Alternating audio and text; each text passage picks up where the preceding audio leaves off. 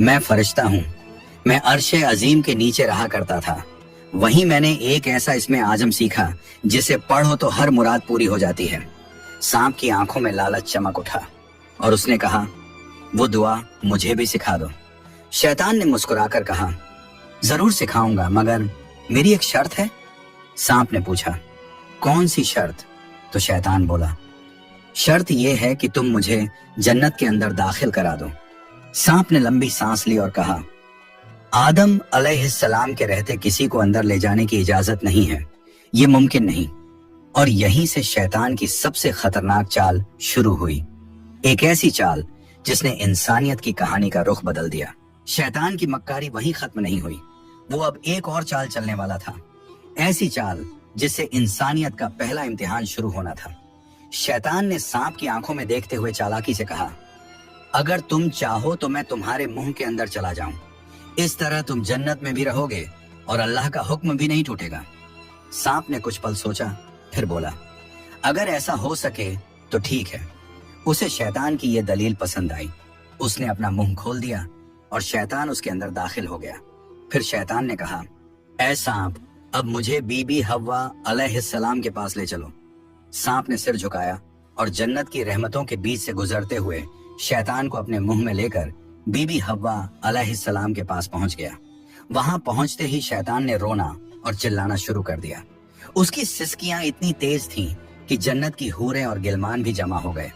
बीबी हव्वा अलैहिस्सलाम ने हैरानी से पूछा, ऐ अजनबी, तुम क्यों रो रहे हो? शैतान ने झूठी मासूमियत से कहा, मैं तुम्हारे अंजाम को सोचकर रो रहा हूँ। शैतान की बात सुनकर बीबी हव्वा अलैहिस्सलाम चौंक गई और बोली, हमारा अंजाम? क्यों, क्या होने वाला है? तो शैतान बोला, अल्लाह ताला बहुत जल्द तुम्हें और तुम्हारे शौहर हजरत आदम अलैहिस्सलाम को जन्नत से निकालकर जमीन पर भेज देंगे। मैंने ये बात अर्श अजीम पर लिखी हुई देखी है और बस इसी गम में रो रहा हूँ। बीबी हव्वा अलैहिस्सलाम के चेहरे पर परेशानी उतर आई। उन्होंने नरमी से कहा, तुम्हारी बात सच है? ये मैं कैसे जानूं? शैतान ने फौरन अपने झूठ को मजबूत करने के लिए बोला, अगर मैं झूठ बोल रहा हूं तो अल्लाह और तमाम फरिश्तों की लानत मुझ पर हो। उसने अल्लाह के नाम की कसम खाई और शैतान की इन बातों से बीबी हव्वा अलैहिस्सलाम का दिल पिघल गया। उन्होंने कांपती आवाज में कहा, अगर ये सच है तो क्या जमीन पर उतारे जाने से बचने का कोई रास्ता है? कोई तरीका जिससे हम हमेशा यहीं रह सकें? नहीं, मैं जरूर कबूल करूंगी, बस मुझे बताओ वो रास्ता क्या है। शैतान ने अब अपनी असली बात जाहिर की।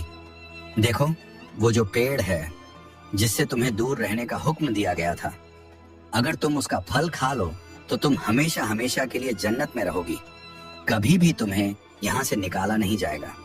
बीबी हव्वा अलैहिस्सलाम के दिल में एक लम्हे को ख्याल आया, क्या सच में? फिर शैतान ने कहा, लेकिन अगर तुमने वो फल नहीं खाया तो जल्द ही तुम्हें और तुम्हारे शौहर को जमीन पर भेज दिया जाएगा, हमेशा के लिए। शैतान के ये अल्फाज बीबी हव्वा अलैहिस्सलाम के दिल में उतर गए। वो सोच में पड़ गईं और धीरे धीरे उस गेहूं के पेड़ की तरफ बढ़ने लगी। उन्होंने पेड़ के करीब जाकर एक फल तोड़ा, थोड़ी देर उसे देखा और फिर उस फल का एक कौर ले लिया। वो फल मीठा था, मगर जैसे ही उन्होंने खाया जन्नत की हवाएं ठहर गईं। फिर उन्होंने उस फल का आधा हिस्सा लिया और हजरत आदम अलैहिस्सलाम के पास पहुंच गईं। नरमी और मोहब्बत भरे लहजे में बोली, ऐ आदम, आप भी इसे खा लीजिए। आदम अलैहिस्सलाम ने सादगी और मासूमियत से हव्वा की बात मान ली और उस फल को खा लिया। बस उसी लम्हे उनके जिस्म से जन्नत के नूरानी कपड़े उतर गए। उनसे उठने वाली वो प्यारी सी खुशबू भी गायब हो गई।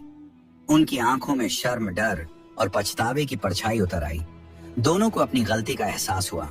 दिल गहरे अफसोस और तौबा की कसक से भर गया। अल्लाह रब्बुल आलमीन को उनका ये अमल पसंद न आया और फिर फरिश्तों को हुक्म हुआ, जाओ, आदम और हव्वा को जन्नत से नीचे उतार दो और उन्हें जमीन पर भेज दो। हुक्म मिलते ही हजरत जिब्राइल अलैहिस्सलाम अपने दूसरे फरिश्तों के साथ हाजिर हुए और उन्होंने हजरत आदम और बीबी हव्वा अलैहिस्सलाम को जन्नत से निकालकर जमीन पर उतार दिया। जन्नत की फिजाओं में गहरा सन्नाटा फैल गया। कायनात का पहला मर्द और पहली औरत अब जमीन की ओर रवाना हो चुके थे। تو پیارے دوستوں، یہیں سے شروع ہوتی ہے انسان کی اصلی کہانی، وہ کہانی جس میں امتحان، توبہ، رحمت اور محبت سب کچھ ہے۔ اللہ تعالیٰ نے حضرت آدم علیہ السلام اور حوا علیہ السلام کو نہ صرف دنیا کا پہلا جوڑا بنایا بلکہ انسانیت کی پہلی سیکھ بھی دی۔ غلطی ہو جائے تو توبہ کرو، کیونکہ رحمت کا دروازہ ہمیشہ کھلا ہے۔ حضرت